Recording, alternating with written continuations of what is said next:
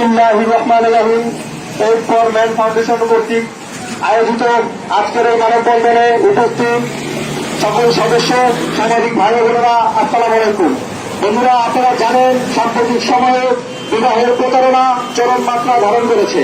আমরা দেখতে পাই একাধিক বিয়ের মাধ্যমে এবং পূর্বের বিবাহ গোপন করার মাধ্যমে অনেকেই প্রতারণা করছে এবং পুরুষদের কাছ থেকে, আমরা যেহেতু পুরুষদের নিয়ে কাজ করি, পুরুষদের কাছ থেকে দেনমোহর আদায়ের জন্য একটা চক্র বাংলাদেশে সৃষ্টি হয়েছে। আপনারা জানেন বাংলাদেশে পরকীয়ার মতো একটা মারাত্মক জঘন্য অপরাধে নারীকে শাস্তি দেওয়া যায় না। আমরা দেখতে পাই যে পারিবারিক বিভিন্ন মামলার মাধ্যমে পুরুষদেরকে হয়রানি করা এবং অর্থ আদায়ের একটা খাত তৈরি করা হয়েছে। পুরুষ রাষ্ট্রের জন্য সর্বোচ্চ ত্যাগ স্বীকারকারী জাতি।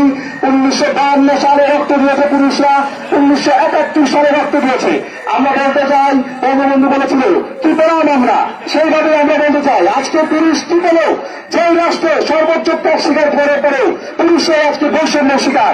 সেই পাকিস্তানি আমলে আমরা বলেছি বাঙালিরা বৈষম্যের শিকার, কিন্তু আজকে বর্তমান সমাজে পুরুষ হচ্ছে এই রাষ্ট্রের তৃতীয় শ্রেণীর নাগরিক। আমাদের রক্ত ঢালে আমাদের দেশকে যে দেশ চলে সেই দেশে আমরা তার তৃতীয় শ্রেণীর নাগরিক হব। আমরা বলতে চাই বাংলাদেশে এই ধরনের ভাগ থেকে পুরুষদেরকে রক্ষার জন্য বিবাহের রেজিস্ট্রেশন পদ্ধতি ডিজিটাল হওয়ার বিকল্প কোনো অপশন নেই। আমরা চাই অতি দ্রুত রাষ্ট্র এই বিষয়ে পদক্ষেপ নিবে।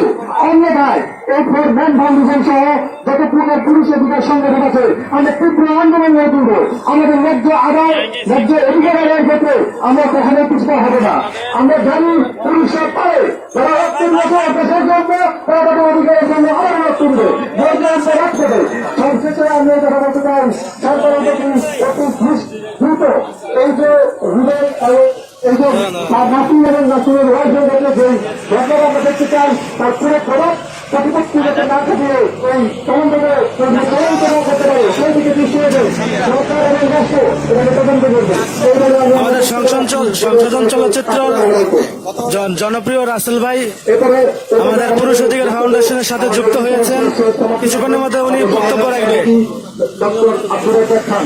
আপনার দুই জায়গায় বক্তব্য দেবেন,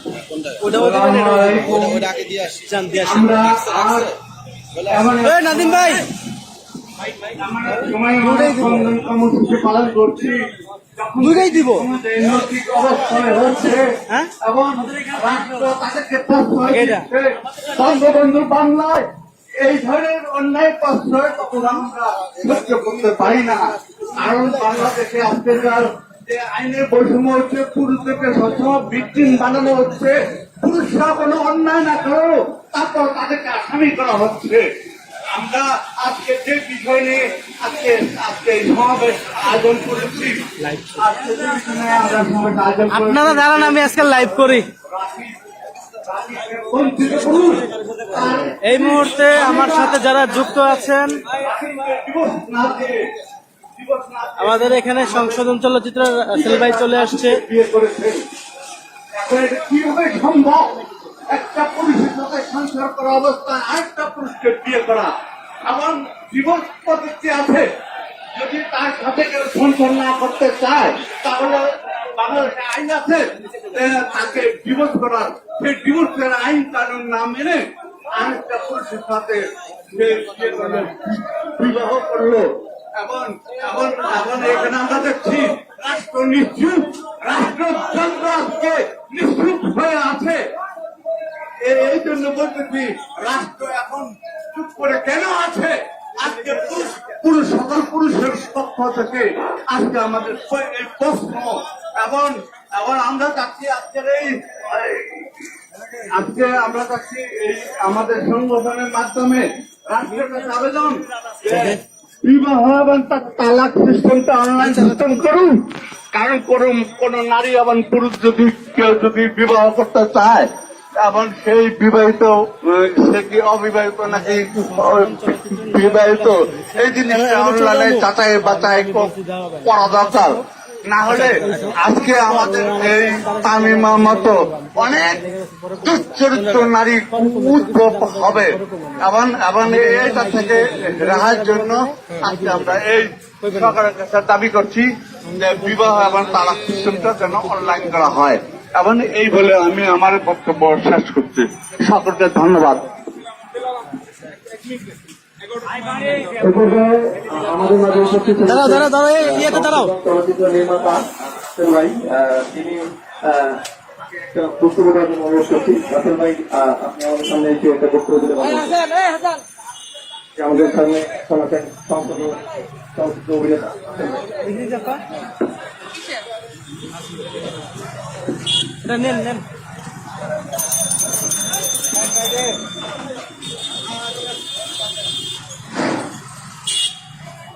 বিসমিল্লাহির রহমানির রহিম।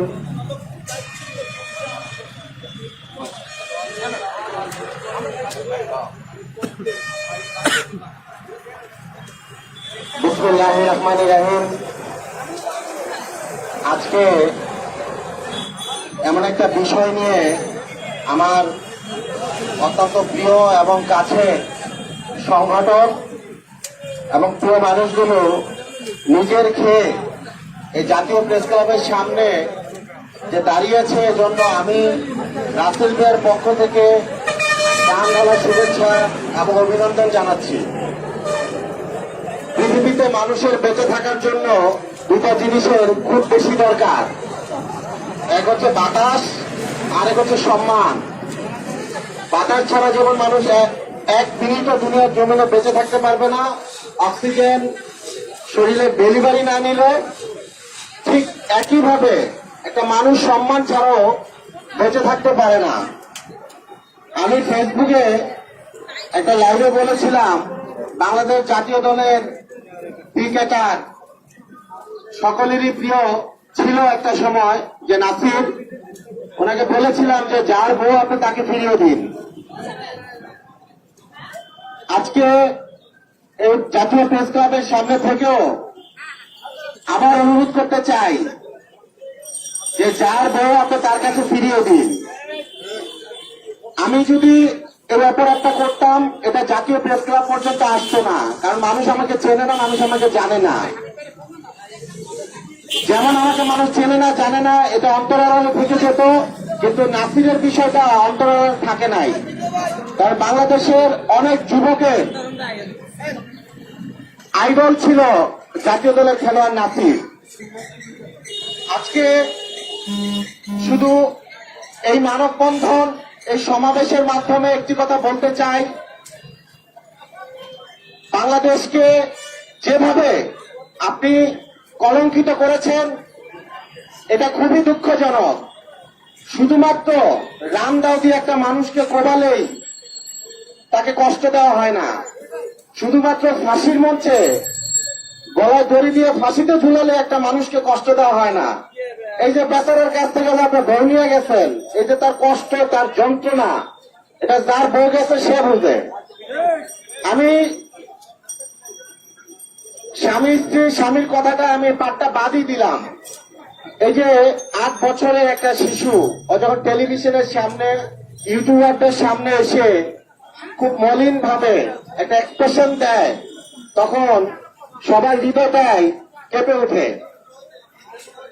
একজন মা এই কাজটা যখন করলো, তখন স্বামীর কথা বাদ, কিন্তু ওই বাচ্চাটার কাছে কি কেমন লেগেছে, এটা ওই বাচ্চা ছাড়া পৃথিবীর অন্য কোনো মানুষ ওই জায়গাটায় যেতে পারবে না, ফিলটা আনতে পারবে না। এর আগেও এই জাতীয় দলের খেলোয়াড় এই নারী কেলেঙ্কারির অনেক ঘটনাই ঘটিয়েছে, যেগুলো এখন পর্যন্ত উনি ক্ষমা পেয়েছে, আমরা যা দেখেছি। আজকের এই বিষয়টা, যে বিষয়টা জাতীয় প্রেস ক্লাবের সামনে এসেছে, এবং আমার যে যুবক ভাইয়েরা এই বিষয়টা নিয়ে এখানে এসে দাঁড়িয়েছেন, এটা শুধুমাত্র একজন তামিমা, শুধুমাত্র একজন নাসির জন্য লজ্জার না, এটা 16 কোটি মানুষের জন্য বিষয়টা লজ্জার হয়ে গিয়েছে। আমি শুধু একটি কথা বলেছিলাম যে আপনি যার বউ তার কাছে ফিরিয়ে দিন। এই কথাটা এখনো বলছি। ওই যে মানুষটা, তার ওই যে তামিমা বাচ্চা তুবা, এই বাচ্চাটা কালকে একটা ফেসবুক লাইভে এসে বলেছে যে আমি আমার মাকে আমার ঘরে চাই। একজন মা এখন আরেকটা কথা বলতে হয়, এটা আপনারা আবার অন্যভাবে নিয়েন না। এখন আমাদের জেনারেশনের যেই আমরা সিজারের মা বলি যাদেরকে, আমি দেখেছি, আমি যখন আমার গ্রামে যাই তখন গ্রামের মানুষজন আমাকে ঘেরে ধরে, কয়, তুমি যখন ভূমিষ্ঠ হইছ 7 দিন পর্যন্ত তোমার মা প্রসব যন্ত্রণায় মানে ঘামছে, খালি চোখ দিয়ে এই হাত দিয়ে শরীর দিয়ে ঘাম পড়ছে। তা আমি দেখছি, আমি যখন বাড়ি থেকে ছোট সময় ঢাকা আসতাম, আমার বাড়ি থেকে নৌকাটা যতদূর পর্যন্ত যাইতো ততদূর পর্যন্ত আমার মা তাকিয়ে থাকতো।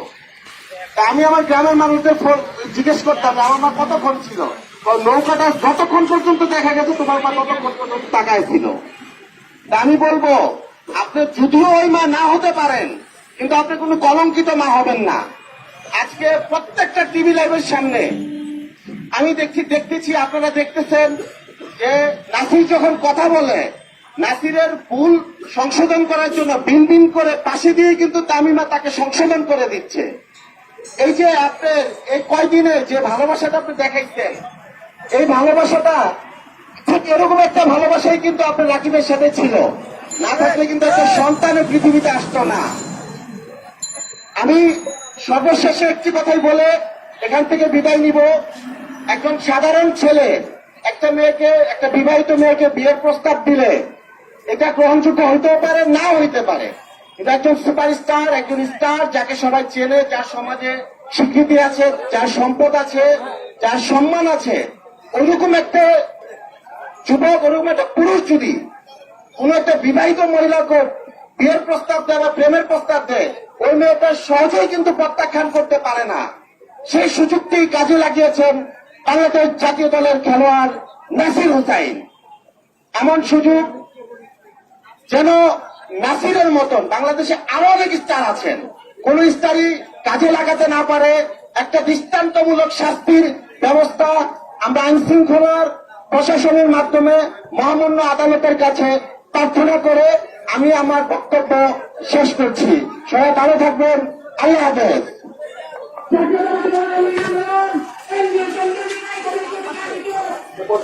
সংক্ষিপ্ত বক্তব্য দিবেন এটা দাঁড় করান। আমাদের এই মুহূর্তে 1300 আছে মানুষ, বক্তব্য দেন।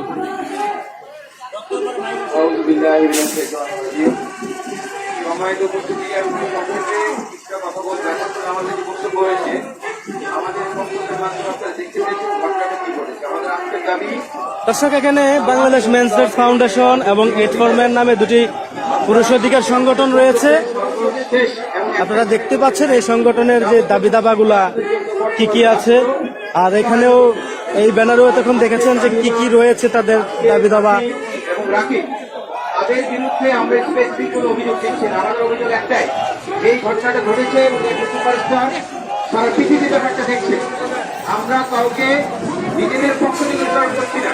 আমরা আপনাদেরকে জানাতে চাই, এই সংবাদ সম্মেলন বা আজকের মানববন্ধনের মাধ্যমে জানাতে চাই রাষ্ট্র এ ব্যাপারে কি করছে।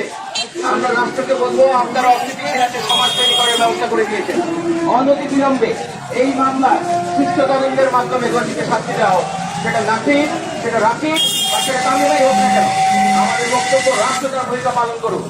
মাননীয় প্রধানমন্ত্রী, আপনাকে আমি বলতে চাই, আমরা বলতে চাই, এই আন্দোলন সমাজকে স্থিতিশীল করার জন্য, কিন্তু দিন দিন পরিস্থিতি যেদিকে যাচ্ছে, এই আন্দোলন যেন নাদিম ভাই, নাদিম ভাই, করতে না পারে। সুতরাং অনতিবিলম্বে মামলা সুস্থ তদন্তের মাধ্যমে সঠিক ব্যবস্থা গ্রহণ করুন। আল্লাহ হাফেজ। আসসালামু আলাইকুম।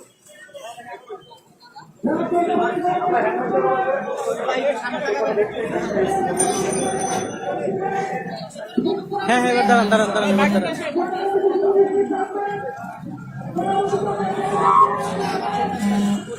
হ্যাঁ, 1500 জন আর এই মুহূর্তে আমার সাথে যুক্ত আছে। হ্যাঁ, এই যে 1500 ভিউয়ার্স, এই যে এই গরম বক্তব্য দেন। 1500 বাংলাদেশ পুরুষ অধিকার ফাউন্ডেশন ঢাকা মহানগর কর্তৃক আয়োজিত আজকের মানববন্ধনে আমাদের স্লোগান, এই রাসেল ভাই দাঁড়ান। মাননীয় প্রধানমন্ত্রী তিনি কিন্তু ছেলেরও মা, তিনি শুধু নারী বা মহিলা বা মেয়েদের মা নয়, তিনি কিন্তু ছেলেদেরও মা। তাই এখান থেকে আমাদের কথা জাতীয় প্রেস ক্লাবের সামনে থেকে মাননীয় প্রধানমন্ত্রীর কাছে আমাদের কথা নয়, আমাদের কথা বাংলাদেশের সবগুলো পুরুষ সংসদ সদস্যদের কাছে। আজ পর্যন্ত বাংলাদেশের সংসদে একজন পুরুষ সংসদ সদস্য পুরুষ আইন বা পুরুষ মন্ত্রণালয়ের পক্ষে একটি আলোচনা করেনি। এই কথা আমরা কান দিয়ে কখনো শুনিনি। মাননীয় প্রধানমন্ত্রী এবং মহামান্য রাষ্ট্রপতি তারা দুজনে কিন্তু পুরুষ বিষয়ক মন্ত্রণালয়ের পক্ষে আছেন বলে জানিয়েছেন, গণমাধ্যমে বলেছেন। কিন্তু এখানে আমাদের কথা, নাদিম ভাই, আমরা কারো নাম বলতে চাই না। বাংলাদেশে বহু বিবাহের ঘটনা কিন্তু কম নয়। বাংলাদেশে বহু বিবাহের ঘটনা কিন্তু প্রতিনিয়ত ঘটছে। বহু বিবাহ এই ঘটনাগুলোকে কেন্দ্র করে সম্প্রতি আপনারা দেখেছেন সামাজিক যোগাযোগ মাধ্যমে কি পরিমাণ সমালোচনার সৃষ্টি হয়েছে। সেই সমালোচনার সৃষ্টির কেন্দ্রবিন্দু থেকে কিছু কথা বলতে চাই। এখানে অভিনেতা রাসেল ভাই আছে, এখানে মিউজিশিয়ান সুমন চৌধুরী রানা ভাই আছে। আমি বলতে চাই যে বাংলাদেশ পুরুষ অধিকার ফাউন্ডেশনের মহাসচিব আছে, মহানগরের সদস্য সচিব আছে, রেহাত ভাই আছে। আমি মিডিয়া মুখপাত্র হিসেবে আমার একটি কথা, সেটা হচ্ছে বাংলাদেশের মহান জাতীয় সংসদে যদি পুরুষ সংসদ সদস্যরা থেকে থাকে তাহলে দয়া করে আমাদের বিবেচনা করে সংসদে পুরুষ বিষয়ক মন্ত্রণালয় নিয়ে একটু কথা বলেন। মাননীয় প্রধানমন্ত্রী যেহেতু বলেছেন পুরুষ বিষয়ক মন্ত্রণালয়ের বিষয়ে রাজপথের দাবি উঠলে তিনি সেই দাবির পক্ষে থাকবেন। তাই আমি বাংলাদেশের জাতীয় সংসদের সবগুলো পুরুষ সংসদ সদস্যকে বলতে চাই, আপনারা কিন্তু পুরুষ নারী বিষয়ক মন্ত্রণালয়ের আপনারা কিন্তু পুরুষদের এমপি। তাই আমি বলতে চাই বাংলাদেশের সংসদে যেহেতু পুরুষ সংসদ সদস্যের সংখ্যা বেশি, তাই বাংলাদেশে পুরুষ বিষয়ক মন্ত্রণালয়ের দাবি করছি। এবং বাংলাদেশে বিবাহ রেজিস্ট্রেশন বাদ দিলে দেখেন আমরা কত মানুষ, তাহলে সমস্যা নাই। ভালো বক্তব্য দেয় তো। উনি তো গতবার ফাটায় ফেলাইছিল বক্তব্য দিয়ে। ধন্যবাদ সবাইকে এ পর্যায়ে বক্তব্য রাখার জন্য বিশেষভাবে অনুরোধ করছি বাংলাদেশ পুরুষ অধিকার ফাউন্ডেশন ঢাকা মহানগর কমিটির সদস্য সচিব মজেদ ইবনে আজাদ।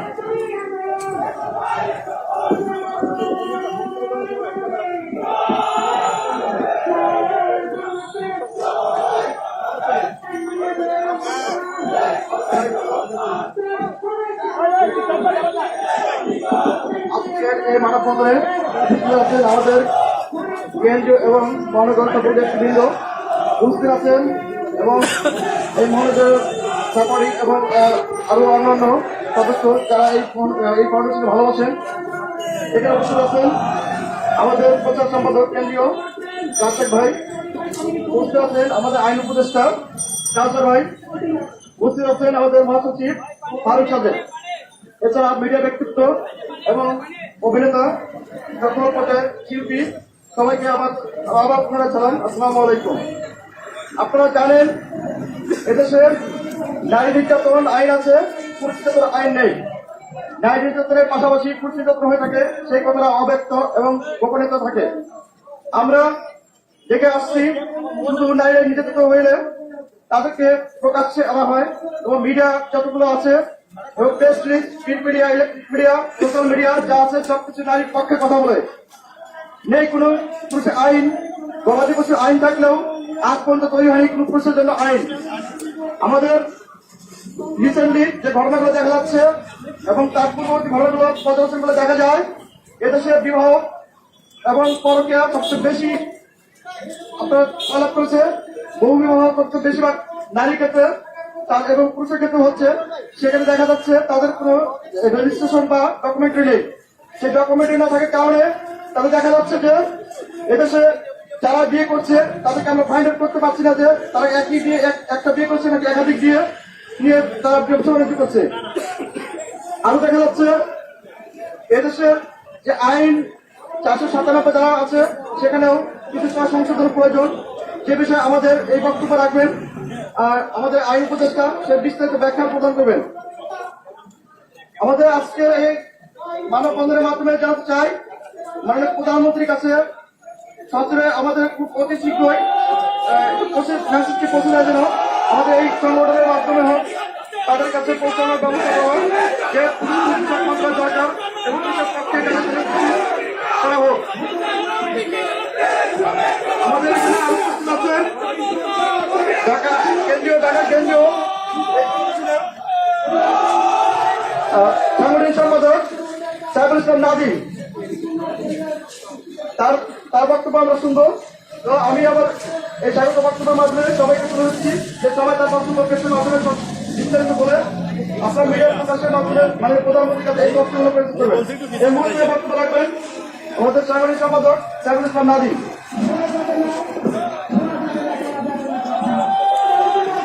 বিসমিল্লাহির রহমানির রহিম। প্রিয় সাংবাদিক ভাই বোনেরা, আসসালামু আলাইকুম। আপনারা জানেন আমরা বাংলাদেশে পুরুষদের নিয়ে কাজ করি। দীর্ঘদিন পুরুষদের দিয়ে কাজ করার পরিপ্রেক্ষিতে আমরা দেখতে পাই পুরুষরা আইনি বিবিধ জটিলতা এবং সামাজিক মনস্তাত্ত্বিক পরিবেশের কারণে প্রতিনিয়ত নির্যাতনের শিকার হচ্ছে। আমরা দেখতে পাই অনেক মেয়ে বিবাহের কাবিনের বাণিজ্য করছে। বিবাহের কাবিননামা ডিজিটাল না হওয়ার কারণে বহু বিবাহের মাধ্যমে পুরুষদেরকে নারী নির্যাতনের কঠিন মামলা দেওয়ার মাধ্যমে অর্থ হাতিয়ে নেওয়ার একটা চক্র সৃষ্টি হয়েছে। সম্প্রতি সময়ে আপনারা দেখতে পেয়েছেন যে জনপ্রিয় ক্রিকেটার নাসির তার স্ত্রীকে নিয়ে একটি সামাজিক চাঞ্চল্যকর ঘটনা সৃষ্টি হয়েছে। যেখানে আমরা দেখতে পাই পূর্বের স্বামীকে ডিভোর্স না করে তামিমা তাম্মি নামে একজন নারী জনপ্রিয় ক্রিকেটার নাসিরকে বিয়ে করেছে। আমরা মনে করি বিবাহের রেজিস্ট্রেশন পদ্ধতি ডিজিটাল না হওয়ার কারণে মেয়েরা এই ধরনের প্রতারণা করার সুযোগ পাচ্ছে। পাশাপাশি পাল্টা অভিযোগের আমরা সুস্থ তদন্ত চাই। আমরা বলতে চাই যাতে কোনো প্রভাবশালী প্রভাবে এই মামলার তদন্ত প্রভাবিত না হয়। সুস্থ তদন্তের মাধ্যমে সুস্থ বিচার চাই। আমরা চাই যেন কোনো পুরুষ আর প্রতারিত না হয় এবং কোনো নারীও আর প্রতারিত না হয়। আমরা নারী পুরুষের কারোর বিরুদ্ধে নই, কোনো ব্যক্তি বা প্রতিষ্ঠানের বিরুদ্ধে নই। আমরা পুরুষদের ন্যায্য অধিকারের জন্য কাজ করি। সেই ক্ষেত্রে আমরা দেখতে পাচ্ছি রাষ্ট্র এবং রাষ্ট্রীয় আইন পুরুষকে যেভাবে কঠিন শাস্তির আওতায় এনেছে সেই তুলনায় নারীদেরকে দায় ছাড়াভাবে শাস্তি দেওয়া হয়। গতকালও দেখলাম এক পুরুষাঙ্গ কেড়ে দেওয়া হয়েছে। সেখানে সোশ্যাল মিডিয়াতে ট্রল হয়, পুরুষের প্রতি যৌন সহিংসতায় সোশ্যাল মিডিয়াতে ট্রল হয়। এমন ভয়াবহ সামাজিক অবক্ষয়ের মধ্যে আমরা আছি, যেখানে পুরুষ নির্যাতনকে শুধু একটি স্বাভাবিক বিষয় হিসেবে বিবেচনা করা হয় না, বরঞ্চ তাকে ট্রল এবং হাসির বিষয় করা হয়। একদম ভিকটিম শেমিং, ভিকটিম ব্লেমিং করা হয়। এই রাষ্ট্রে পুরুষের সবচেয়ে বেশি অবদান থাকা সত্ত্বেও পুরুষ আজকে নির্যাতিত সামাজিকভাবে। আমরা দেখি গণমাধ্যমে পুরুষের ক্ষেত্রে নীতিবাচক বিষয়গুলো যেমন করে ইতিবাচক বিষয়গুলোকে তুলে ধরা উচিত। পুরুষ এই দেশের রাষ্ট্রের পরিচালনার সবচেয়ে বেশি ভূমিকা রাখলেও তাদেরকেই বানানো হচ্ছে বলির পক্কা। আমরা চাই রাষ্ট্রের সকল ক্ষেত্রে নারী পুরুষকে সমানভাবে বিবেচনা করা হবে এবং নারী পুরুষ বিবেচনা না করে আইন হবে লিঙ্গ নিরপেক্ষ। সর্বশেষ বাংলাদেশ পুরুষ অধিকার ফাউন্ডেশনের পক্ষ থেকে আমরা দাবি জানাই যে বিবাহের রেজিস্ট্রেশন পদ্ধতি অবশ্যই ডিজিটাল করতে হবে এবং এই যে মেয়েরা বিবাহের রেজিস্ট্রেশনের ফাঁক করে বিভিন্ন প্রতারণা করছে, অর্থনৈতিক সুবিধা দিচ্ছে, পুরুষদেরকে মিথ্যা মামলা করছে, এই সমস্ত বিষয়ে অবশ্যই পুরুষ নির্যাতন প্রতিরোধে একটা কঠোর আইন থাকা জরুরি এবং ডিজিটালাইজেশনের বিপরীত বিবাহের রেজিস্ট্রেশন ডিজিটালাইজেশন ব্যতীত এই সমস্যাকে কমিয়ে আনা সম্ভব নয় বলে আমি মনে করি। তো এই মুহূর্তে আমাদের পুরুষ অধিকার কর্মীদের পক্ষ থেকে বিবাহের রেজিস্ট্রেশন পদ্ধতিকে ডিজিটাল করার দাবি ব্যক্ত করে আমি আমার সংক্ষিপ্ত বক্তব্য শেষ করছি। আসসালামু আলাইকুম।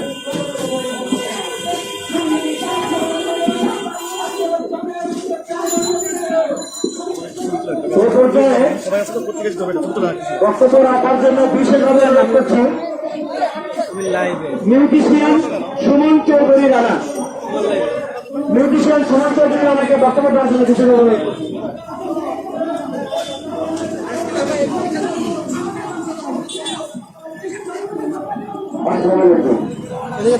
বক্তব্য সাধমান মাত্র বক্তব্য রয়েছে, আমি এটুকু বলি শেষ করে দেব। আসলে কিছু নারীরা কথা করে কেটে গেল, যদিও অনেক ঘটনা করে সবাই সত্য মনে করে, যদিও অনেক বেশি বেশি মিথ্যা মামলা হয়। তাই আমার পক্ষ থেকে দেখা যাবে এই মিথ্যা মামলা করার আগে যাচাই বাছাই করে মামলা নেওয়া উচিত এবং সত্যের কথা বোঝা উচিত। আমি চাই পুলিশের কাছে আর কোনো কখনো এভাবে মিথ্যা মামলা বিচারিত না হয়। সবাই এগুলো আমরা পুলিশ অধিকারে নিয়েছিলাম আসলে থাকবে মাননীয় প্রধানমন্ত্রীর কাছে একটাই দাবি, আমরা পুলিশ বিষয়তে মন্ত্রণালয় চাই। ভালো থাকবেন, আসসালামু আলাইকুম।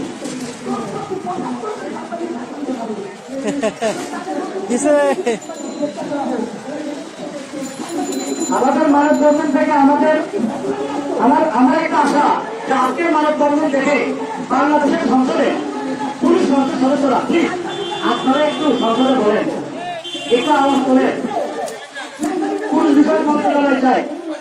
আপনারা যদি সংসদে না বলেন তাহলে আমরা কি মনে করবো? আপনারা কি নারী বিষয় মন্ত্রণালয়ের সবাই আপনারা কি পুলিশে ভোটে দিতে হবে? পুলিশরা কি আপনাদের জন্য নির্বাচনে ভোট দেয় নাই? পুলিশের জন্য জীবন দেয়, নারীদের জন্য জীবন দেয়, রক্ত ঘাম পায়ে ফেলে পুলিশ কিন্তু দাঁড়িয়ে মনের আশা আকাঙ্ক্ষা মুখের খুশি ফিরিয়ে দেয়, কিন্তু সেই পুলিশের পক্ষে নাই কোনো আইন, নেই কোনো মন্ত্রণালয়। তাই আজকে মানববন্ধনে বক্তব্য রাখার জন্য বিশেষ অনুরোধ করছি রেসিডেন্স ফাউন্ডেশন ঢাকা মহানগরের সিনিয়র যুগ্ম আহ্বায়ক নিয়াজউদ্দিন সরকার, উনি বক্তব্য রাখবেন।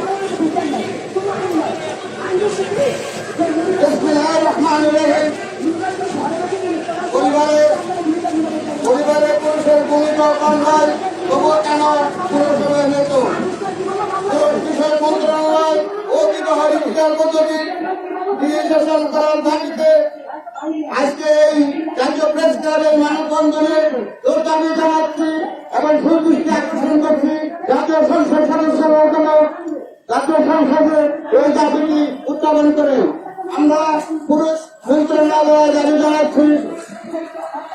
আমি আমার বক্তব্য শেষ করছি। আসসালামু আলাইকুম। বক্তব্য রাখবেন বাংলাদেশ পুলিশ অধিকার ফাউন্ডেশন ঢাকা মহানগর কমিটির যুগ্ম আহ্বায়ক নিতন গাছি।